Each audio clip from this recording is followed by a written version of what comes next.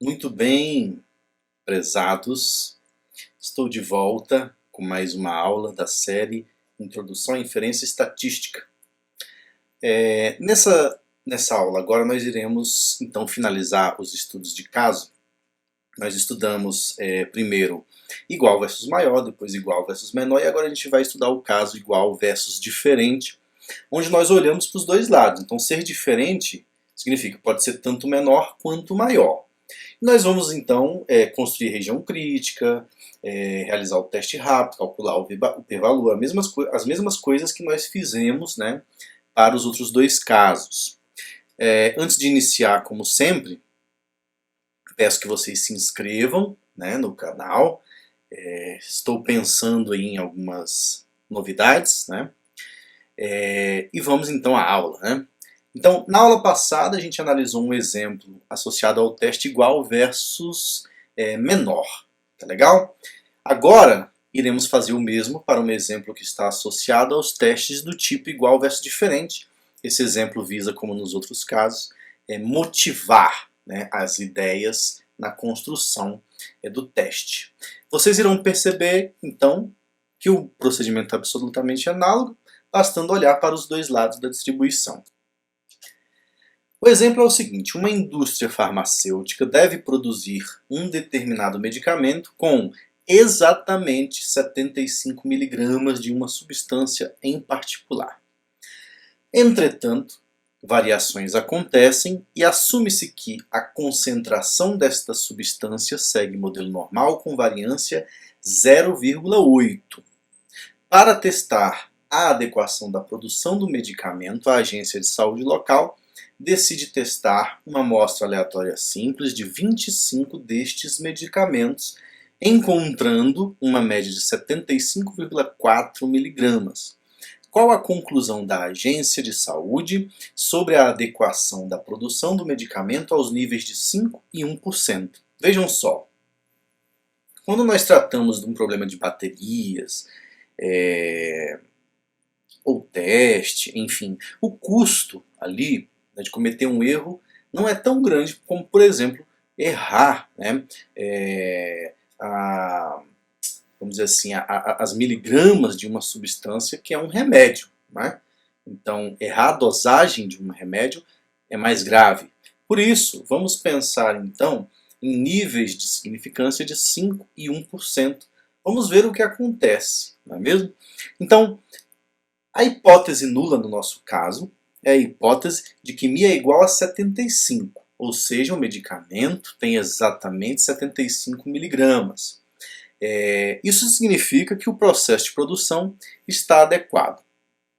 Vale pontuar aqui, pessoal, principalmente para quem é da área de saúde, né, já que estamos falando aí de produção de medicamentos, que não é surpresa se vocês encontrarem, por exemplo, problemas em que a hipótese nula e a hipótese alternativa elas são invertidas, porque aí nesse caso, para esses profissionais, o interessante seria rejeitar a hipótese nula. Então a interpretação é diferente. Então quando vocês estiverem lidando com esse tipo de situação, lendo papers, né, já tive caso de uma aluna minha que estava fazendo medicina e no paper que ela leu, aconteceu isso, né, de ter ali as hipóteses trocadas e, portanto, a interpretação dos níveis de significância, a interpretação do p-valor, tudo isso muda. Então estejam sempre atentos a quais são as hipóteses, tá ok?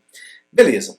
A hipótese alternativa aqui então vai ser que μ é diferente de 75, resultando em que o processo de produção está inadequado. Percebam então que agora o nosso teste deve olhar para os dois lados. Então uma saída inteligente seria considerar o módulo da diferença. E aí nós rejeitamos H0 se o módulo da diferença entre o que foi obtido a partir dos dados e, vamos dizer assim, a média da hipótese nula for grande. Por que grande? Porque em módulo todos os valores serão positivos. E aí nós temos então a questão de como decidir o que é grande novamente. E nós iremos rejeitar H0 se o módulo dessa diferença for maior ou igual que um valor C, correto? Vamos descobrir esse C da mesma maneira. Fixamos a probabilidade de erro tipo 1, que é a probabilidade de rejeitar H0, dado que H0 é verdadeira, e encontramos lá o valor crítico. Percebam que nesse caso, a distribuição amostral é normal μ 0,8, que é a variância, dividido por 25, que é o tamanho da amostra. Tá legal? Nós vamos então aí o erro tipo 1 com probabilidade alfa, que é a probabilidade de erro tipo 1, fixamos inicialmente alfa em 5% e vamos fazer todas as contas que nós vínhamos fazendo. Ok? Então, rejeitar H0 na nossa condição é que o módulo da diferença ser maior ou igual a C. H0 ser verdadeiro significa que a média é 75 e nesse caso então, sob H0, nós temos que a distribuição será normal, 75, 0,8 dividido por 25. Ok, pessoal? Muito bem. Essa diferença, como nos outros casos, não é normal padrão. E aí, sob H0, então, nós dividimos pelo desvio padrão e ficamos com essa expressão. Beleza? Agora sim, nós temos aí um valor padronizado. Vejam só, como nós estamos olhando para os dois lados da distribuição, o que eu quero, na verdade, é que ao centro da distribuição eu tenha 95% e à esquerda e à direita eu tenha 2,5%, para que somados as regiões azuis deem para nós 5%. E nós sabemos, né, que esse ponto, né, referente a 2,5% à esquerda e à direita é 1,96. Então 1,96 que acumula 97,5%, menos 1,96 que acumula 2,5%. E aí, caros amigos, né, e caros estudantes, evidentemente, como nós estamos tratando do módulo, né, aí no nosso caso nós teremos que o nosso valor crítico deve ser igual a 1,96, porque nós estamos olhando para a probabilidade, então, de ser maior ou igual em módulo. Tá legal?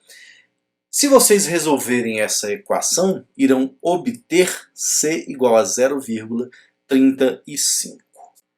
Vamos então comparar novamente, né, os nossos métodos para decisão sobre as hipóteses. Nós rejeitamos H0 se x barra menos 75 for maior ou igual que C, que nós já calculamos, é o valor 0,35. Resolvendo essa equaçãozinha, então vocês vão obter o seguinte, isso é válido se x barra for menor ou igual a 74,65 ou maior ou igual a 75,35. De modo que a nossa região crítica deve ser olhada em dois lados, né? Se for menor ou igual que 74,65 ou se for maior ou igual que 75,35, ficando então a nossa região de aceitação, né, a regiãozinha verde, no meio desses dois valores aí. Tá legal? Ressalto aqui, né, que essa técnica por meio da região crítica e a técnica aqui por meio do teste rápido são equivalentes. Nosso valor crítico então será 1,96. Muito bem. O que nós temos é que a probabilidade de ser menor ou igual que 74,65 é 2,5% e a probabilidade de ser maior ou igual que 75,35 é 2,5% também, porque nós estamos justamente olhando para os dois lados da distribuição, beleza? Dos dados, né, os dados nos deram aí um valor de 75,4%, de modo que esse valor cai dentro da região crítica se considerarmos um erro de 5%. Concluímos dessa maneira que nós rejeitamos H0, ou seja, o processo de produção está inadequado ao nível de 5%. Tá legal? Podemos realizar, né, o mesmo raciocínio por meio da estatística de teste. Basta nós normalizarmos o valor 75,4, que vai ser igual a 2,24. Evidentemente que aí eu não tirei o módulo, porque eu tenho um valor já positivo, o módulo do valor positivo é positivo. Percebam que 2,24 é maior do que 1,96, portanto, segundo o nosso critério registrado aí na cor azul, nós rejeitamos H0. Beleza? Então, olha só, pessoal. Nós rejeitamos ao nível de 5%. E a pergunta agora é, e o nível de 1%, que foi o outro caso em que eu pedi?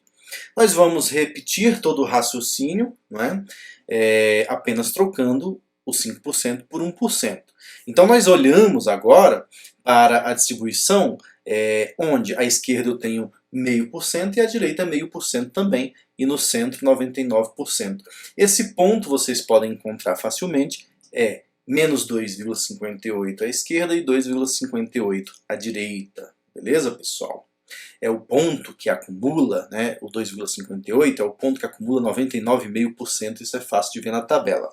Muito bem, então este valor, né, será igual a 2,58, gerando para a gente aí, a partir dessa solução, dessa equação, C igual a 0,46. Repetindo aqui o mesmo raciocínio, então nós vamos rejeitar se essa diferença for maior ou igual que 0,46, que é equivalente a x barra ser menor ou igual a 74,54 ou maior do que 75,46. Podemos construir então a nossa região crítica ao lado da região de aceitação. Nós temos novamente que as formas de conclusão da hipótese, né, são equivalentes. O valor crítico agora é 2,58. As probabilidades, então, aí, desses valores extremos, né, das causas, a gente geralmente chama assim, né? Então a probabilidade do x barra ser menor ou igual a 74,54 é 0,5%. A probabilidade de ser maior ou igual que 75,46 é 0,5%. Beleza? Dos dados agora, percebam o seguinte, 75,4 caiu dentro da região de aceitação e não da região crítica. Portanto, não rejeitamos H0 neste caso. Tá? O processo desta forma está adequado, o processo de produção. Se quisermos fazer por meio da estatística de teste, percebam que 75,4 menos 75 dividido pelo desvio padrão é 2,24, que é um valor menor do que 2,58, concluindo da mesma maneira que não rejeitamos H0. Então percebam o seguinte, nesse nosso problema, nós trabalhamos aí com dois níveis de significância. 5%, né, gerando para a gente esta região, e 1% gerando esta região. Então percebam que à medida que eu diminuí o alfa, eu diminuí também a região crítica e aumentei a região de aceitação. Beleza? A pergunta novamente é, qual é o maior alfa com a qual eu não rejeito H0? Ou seja, encontrar o p-valor. Então vejam só, de novo nós vamos ter aí uma situação limite. Os dados nos dizem que nós temos então x barra igual a 75,4. Como 75,4 é um valor maior, né, do que a média, nós estamos então olhando no limite aí caindo pela direita. Agora percebam o seguinte, né? Nós podemos calcular essas probabilidades das regiões vermelhas, como nós fizemos, e temos aí no caso do alfa igual a 5%, então 2,5 à esquerda, 2,5 à direita. No caso do 1%, meio à esquerda, meio à direita. E nós iremos fazer algo similar, né, para o caso em que nós estamos buscando. Vale pontuar que a média, no caso, né, sobre a hipótese nula, é 75.